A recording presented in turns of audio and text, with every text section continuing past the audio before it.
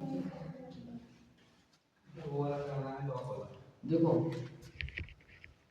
अब एक क्वेश्चन बचा था ना, केवल एक पूछ रहा हूँ। अब देखो कैसे करते हैं।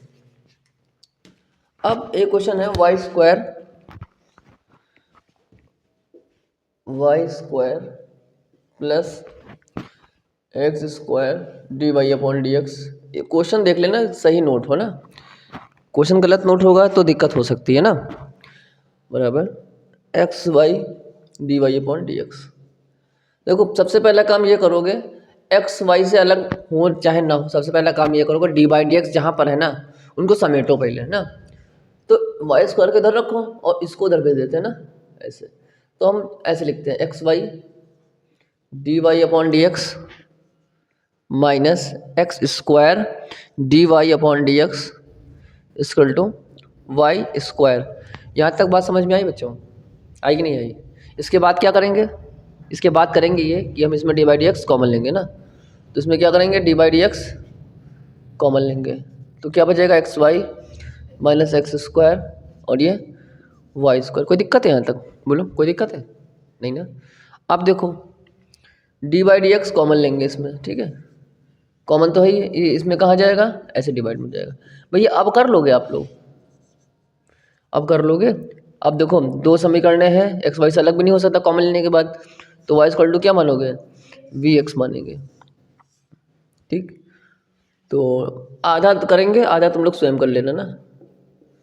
डी बाई डी एक्स, यहाँ पर वी स्क्वायर एक्स स्क्वायर, यहाँ पर v x square minus x square. X square common लेंगे। हाँ बोलो बेटा। यहाँ पे y की वैल्यू वी एक्स रखा मैंने, समझो मेरी बात। y की वैल्यू मैंने वी एक्स रखा और एक x पहले से है बगल में, तो एक वी एक्स स्क्वायर हो जाएगा ना, ठीक। अब यहाँ पर एक्स स्क्वायर कॉमन लेंगे तो v माइनस वन, इससे कट जाएगा तो वी स्क्वायर माइनस वन। इसमें फर्स्ट 2 सेकंड लगाएंगे, पहले का नहीं करेंगे, दूसरे का कर देंगे, ठीक है। V square minus v minus one, उसको उधर ले जाएंगे।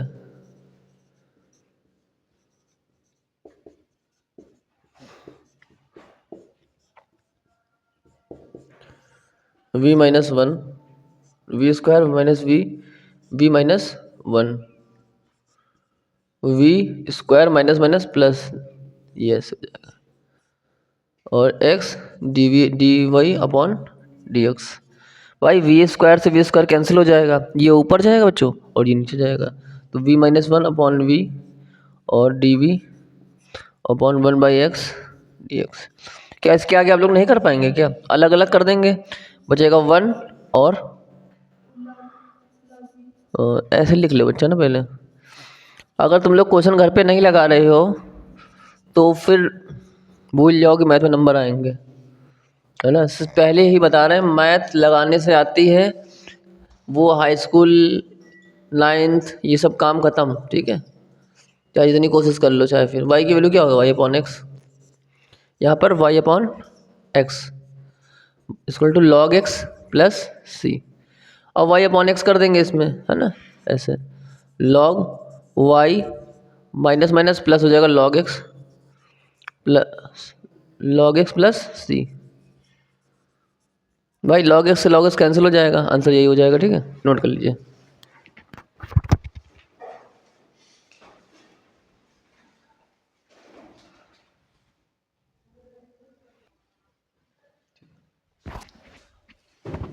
अब मेरे हिसाब से होमोजेनियस इक्वेशन जो है कि क्वेश्चंस पर्याप्त करा दिए ना, 5-6 हो गए, आगे अपने मन से लगाइएगा। अब जो क्वेश्चन कराने जा रहे हैं ना, उससे लॉन्ग में 100% का मतलब क्या होता है, 100%। हर साल पेपर में क्वेश्चन आएगा, इस बार भी आएगा, पहले भी आया है ना। तो इसको थोड़ा ध्यान से पढ़ना बेटा, इसमें कुछ है नहीं और है बहुत कुछ। देखो सबसे पहला काम है कि हम लोग जो पढ़ रहे हैं first degree question, differential equation पढ़ रहे हैं, यानी कि प्रथम कोटि की अवकल समीकरण। तो देखो d y upon d x plus p, अथवा यहाँ वाई है तो यहाँ पर क्या होगा, वाई क्यू। ये एक इक्वेशन है ना। ऐसी इक्वेशन बन के बनाना है या बन के आएगी जब एक्स वाई से अलग ना हो रहा हो, तो homogeneous equation v x method. अब अलग होने के बाद दोनों की डिग्री सेम ना हो, मैंने बताया था ना ऊपर वाली डिग्री 2 नीचे 1 है ना, तो ये वाला मेथड लगेगा। Is that clear? तो देखो इसमें करते क्या है, अब y में ये बन गई, ये q है बेटा q। अब if निकालेंगे, इसमें क्या निकालेंगे, if क्या होता है, e की पावर p dx, क्या होता है p dx, e की पावर में p dx होता है ना। फिर अब जनरल इक्वेशन क्या होगी, समीकरण क्या होगा, y into if equal to integration if into Q plus C. इतना काम है, छोटे से बात है, एक क्वेश्चन से समझ लेते हैं ना। कभी कभी ये डायरेक्ट बन के आएगी, कभी कभी हमें एक क्वेश्चन का रूप देना पड़ेगा, है ना, देना पड़ेगा। नहीं देना पड़ेगा तो देंगे फिर। देखो सबसे पहला क्वेश्चन है, बड़ा इजी है, शायद तुम लोग ना कर पाओ, तो इजी वाला कराते हैं पहले ना, सेकंड नंबर वाला, x log x dy upon dx plus y 2 upon x log x। देखो या ऐसा रूप होना चाहिए, है ना। अब d by d x y से अलग भी नहीं हो सकता, वी एक्स मैथड लग नहीं सकता, तो जाहिर से बात है यही मैथड लगेगा, है ना।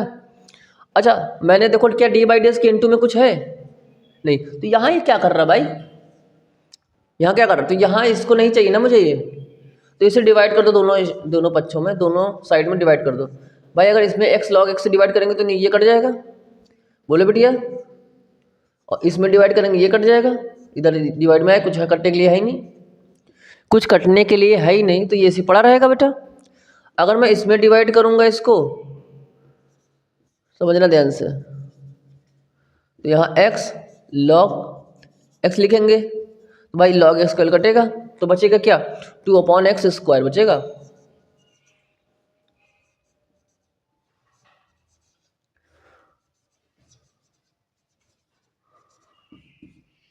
Two upon x square.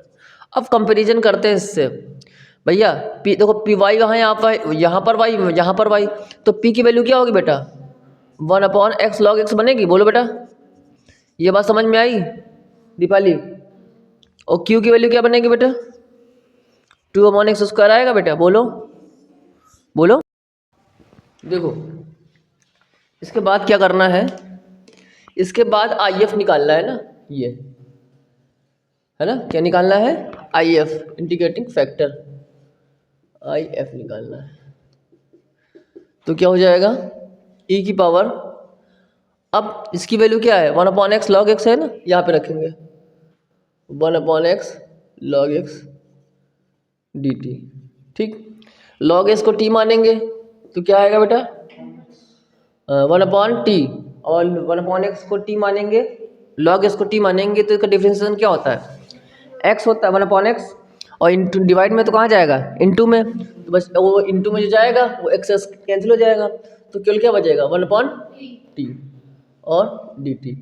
तो भैया 1 अपॉन टी क्या होता है, लॉग टी होता है, और टी की वैल्यू क्या माने थे आप, लॉग एक्स माने थे। यहाँ तक बात समझ में आई बेटा, बोलो आ गई।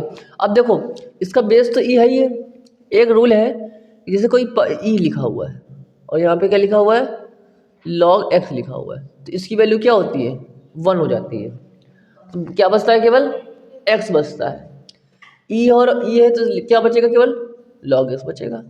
बोलो बेटा x की जगह ये log x तो ही बचेगा। अब समीकरण निकालते हैं, y into I F equal to I F कितना, आई एफ इंटू क्यू, 2 दिन से अच्छा I F into Q d x plus c. I F की वैल्यू कितनी है, लॉग एक्स, और ये आई एफ की वैल्यू कितनी है, लॉग एक्स, और क्यू की वैल्यू कितनी है, ये 2 upon x square plus C, ठीक है। अब देखो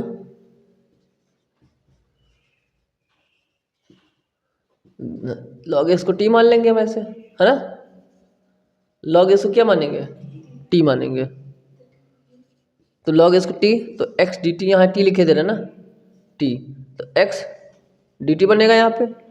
बड़ा सवाल तो है ये। और यहाँ बचा क्या x। अब यहाँ x है, एक t है, तो मैंने बोला था जहाँ तुमने t माना है इसको t माना है ना। हाँ उसको लिखा, तो लिखने जा रहे हैं, उसी को लिखने जा रहे हैं ना। देखो log x को आपने क्या माना था, क्या माना था बच्चा, t माना था। तो इससे x वैल्यू क्या निकलेगी, e की पावर t निकलेगी। बोलो, यहाँ पे रखेंगे, यहाँ स्क्वायर था तो एक x बचेगा केवल, तो यहाँ क्या लिखेंगे, e की पावर t।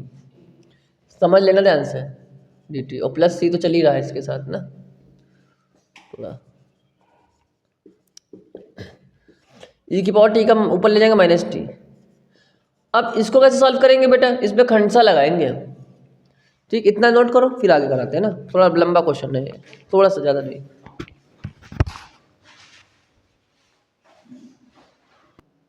देखो अब बेटा देखो y इंटू लॉग एक्स था इक्वल टू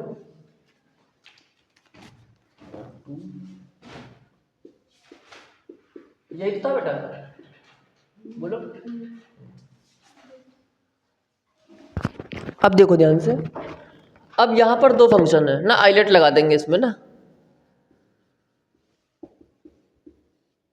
तो किसको पहला मानेंगे, जिसका डिफरेंशिएशन करने से काम मामला समाप्त हो जाए, तो टी को मानेंगे पहला ऐसे।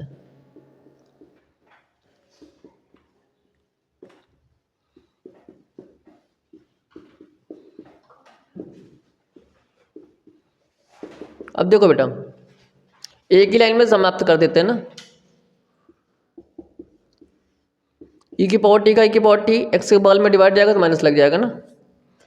ई की पावर टी का वन हो जाएगा, ई की पावर टी का ई की पावर टी माइनस आएगा, फी करेंगे, फी माइनस माइनस कट जाएगा ना, प्लस सी। अब जो आपने टी लॉग एक्स को टी माना था ना, बोलो बच्चों, माना था ना, यहाँ रखेंगे।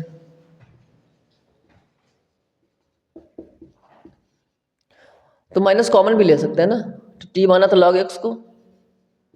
और देखो यहाँ पर ध्यान समझना, x बराबर था e की पावर t, है ना, था कि नहीं था। अब ये 1/t है ना, अगर इसको मैं ऐसे करें 1/x क्या हो जाएगा, 1/e की पावर t हो जाएगा।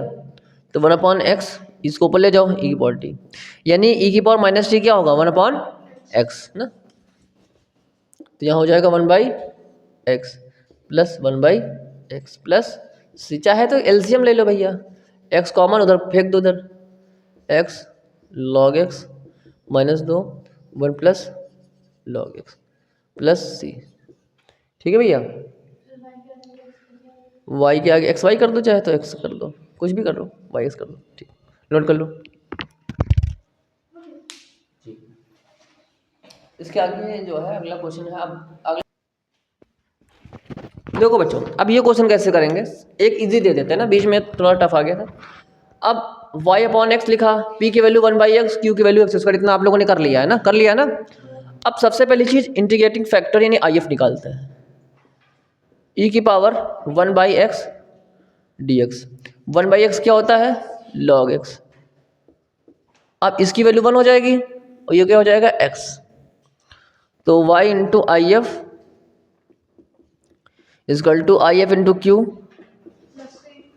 प्लस सी।